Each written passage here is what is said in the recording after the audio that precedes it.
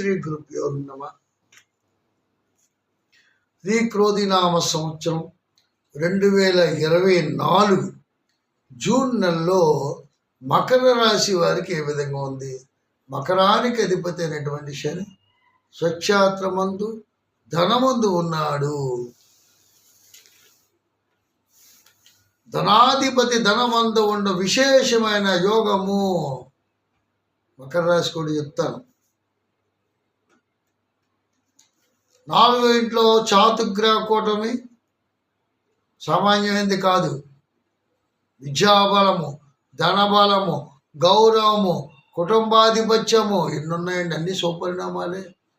మకర రాశి వారికి ఈ నెల అన్ని సుపరిణామాలే. దండలం చేసుకోవచ్చు. ఇది వాస్తవానికి దగ్గరగా ఉంది. అధిపతులు బాగున్నప్పుడు మనం ఎందుకు అధోగతి పాలవుతాము? అధిపతులు అధోగతి పాలైతే మన పరిస్థితి అధోగతే. అధిపతులు బాగున్నారు. మన అధిపతి మనల్ని కాపాడేవాడు, మనకు వెన్నంటి ఉన్నవాడు, మన ధైర్యం చెప్పేవాడు మన ముందున్నాడు. కానీ మందగ్రహము ధనాధిపతి ధనమందు మందంగా ఉన్నా సరే ధనము లోటు లేదు. బద్ధం ఎక్కువ వస్తుంట. నిద్రావస్థ నుంచి మేల్కొండి. సూర్యోదయానికి లేవండి. నేను అదే చెప్తాను. పరిస్థితులు బాగోలేనప్పుడు, ఏనాడు శని ప్రభావం ఉన్నప్పుడు, ఏనాడు శని ప్రభావమే కాదు, ఏ మానవాలైనా సూర్యుని కాంతి నిద్రపోతున్నట్టు ఉండకూడదు. సూర్యుడు ఉదయించాడంటే నిద్రపోతున్నాడు కూడా లేచిపోవాలి. రాత్రి డ్యూటీ చేసి వస్తాడు, వాస్తవమే.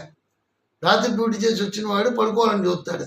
కానీ కాలకృత్యాలు పూర్తి చేసి, స్నానపానాలు పూర్తి చేసుకొని, దైవాన్ని ఆరాధించుకొని, ఏదైనా సరే పదార్థము తిని శుభ్రంగా నిద్రపోండి. అంటే మనం కనీసం ఆ సూర్య నమస్కారం సమయాల్లో మాత్రము తొలి సంధ్య మరు సంధ్య నిద్రావస్థలో ఉండరాదు అని శాస్త్రం చెప్తుంది. రోగభూయిష్టం అంట. మకర రాశి వారికి ఎందుకు చెప్తున్నానంటే మందగ్రహం ఉంది కాబట్టి, ధనాధిపతి జనం ఉంది కాబట్టి పడుకున్నాడు లేకనేదంట. బద్ధం ఎత్తునాడు అవగతులు వచ్చేస్తుంటాయి. నిద్ర నుంచి లేగడం, నిద్రావస్థలో ఉంటారు. ఎక్కువ నిద్రావస్థ, బద్ధకం సకల దరిద్రం అనేది మన పెద్దగా చెప్తారు. ఆ బద్ధకాన్ని విడిచిపెట్టండి అయ్యా. మకర రాశి సామాన్యమైన రాశి. అదొక ప్రపంచం. ఆ ప్రపంచానికి ఆధిపత్యం. ఎవరినైనా ఎదిరించగలం కానీ మకర రాశిలో ఉన్న వాళ్ళని ఎదిరించలేదు సుమా. వాళ్ళంత పట్టుదల ఉన్నటువంటి వాళ్ళు. అందుకే అక్కడ చిన్న జంతువు ఇచ్చాడు. మకర రాశిలో ఉన్నటువంటి వాళ్ళు ఎవరెవరు ఉన్నారు? వాళ్ళ జంతువులు చూసారా మీరు? ఒకసారి గమనించారా? శ్రవణ నక్షత్రానికి ఇచ్చాడు, కోతిచ్చాడు. ఉత్తరాషాఢ నక్షత్రానికి ఇచ్చాడు, ముంగిసి ఇచ్చాడు. ఆలోచించండి, జంతువులు కూడా ఏ విధంగా ఇచ్చారో అనేసి. మకరం ఒక ముసలి. అందుకంటే మకర రాశి వారికి కానీ, మకర లగ్న జాతకులు కానీ విపరీత రాజయోగము కలదు. ఎన్ని కష్టాలున్నా రాజయోగాన్ని తిరుగులేదు. రాజయోగ కారకులు వాళ్ళు, రాజయోగ నక్షత్ర కారకులు వాళ్ళు ఎక్కడున్నా సరే హ్యాపీగా ఉంటారు. ఇది వాస్తవము. మకర రాశిలో ఉన్నటువంటి వాళ్ళకి అదృష్ట దేవత కూడా శనిప్రియుడు అని చాలామంది మొన్న అన్నారు. ఏళ్ళనాడు శని ప్రభావంలో వాళ్ళకి శుభకరిణామాలు ఉన్నాయా?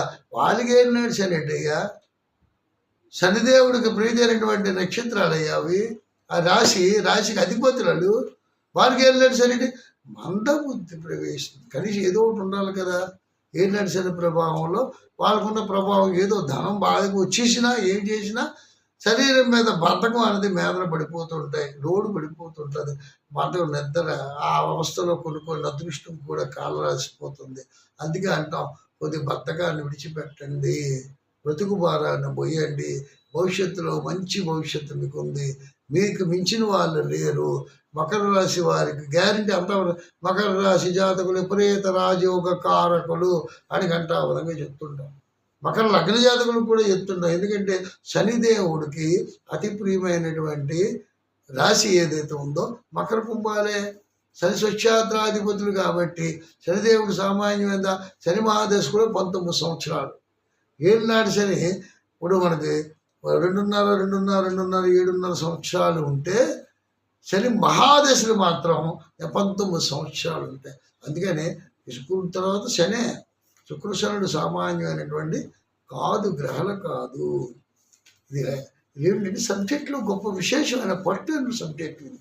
కాబట్టి వీళ్ళు భయపడాల్సిన పని లేదు. మంచి భవిష్యత్తు ఉంది. ఈ జూన్ నెలలో అన్ని రకాలుగా శుభపరిణామాలు చోటు చేసుకుంటాయి. అయితే శనివారం పూట మాత్రం స్వామివారిని వెంకటేశ్వర స్వామి ఆరాధన చెయ్యండి అయ్యా. మంచి శుభఫలితాలు పొందండి. మళ్ళీ మరో ఎపిసోడ్తో మీ ముందుకు వస్తాను. అంతవరకు సెలవు. ఓం శాంతి.